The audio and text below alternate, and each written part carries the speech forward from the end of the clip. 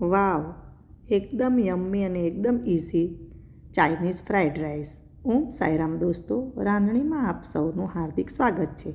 આજે આપણે બનાવીશું restaurant style Chinese fried rice. એના માટે મેં કોબી, ફણસી, શિમલા મિર્ચ, ગાજર અને લીલા કાંદા લીધા છે. આ બધી વસ્તુ તમારે ઓછા વત્તા પ્રમાણમાં લઈ શકો છો, એટલા માટે મેં એને ચોક્કસ માપ આપ્યું નથી.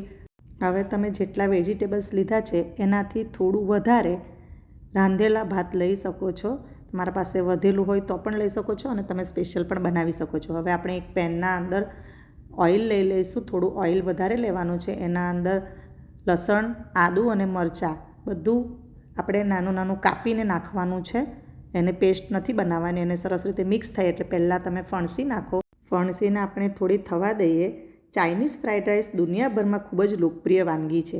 તેની ખાસિયત એ છે કે તે બચેલા રાંધેલા ભાતનો સરસ રીતે ઉપયોગ થઈ જાય છે. રંગબેરંગી શાકભાજી તેને વધુ આકર્ષક અને પૌષ્ટિક બનાવે છે. હવે આપણે શિમલા મિર્ચ અને ગાજર નાખી દઈશું. સ્પ્રિંગ ઓનિયન પણ નાખી દઈશું અને લાસ્ટમાં આપણે કોબી નાખી દઈશું. કોબી તરત જ ચડી જાય છે એટલે આપણે એને લાસ્ટમાં નાખીશું.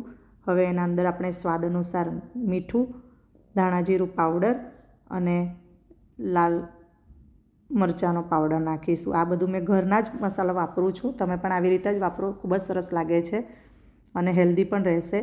અને હવે આપણે એના અંદર 2 ચમચી સોયા સોસ નાખીશું અને એને મિક્સ કરીને આપણા જે રાંધેલા ભાત છે તે એના અંદર આપણે નાખી દઈએ અને એને સારી રીતે મિક્સ કરી નાખીએ.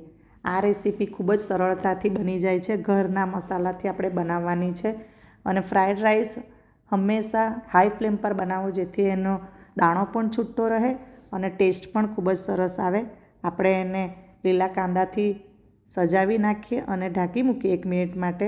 હવે આપણો આ ફ્રાઈડ રાઈસ રેડી છે. ખૂબ જ સુંદર સુગંધ, સરસ સુગંધ આવી રહી છે અને દેખાવમાં પણ ખૂબ જ સુંદર લાગી રહ્યું છે. તમે પણ જરૂરથી ટ્રાય કરો અને એન્જોય કરો અને મારી રાંધણીને લાઇક, શેર, સબસ્ક્રાઈબ કરો. Thank you.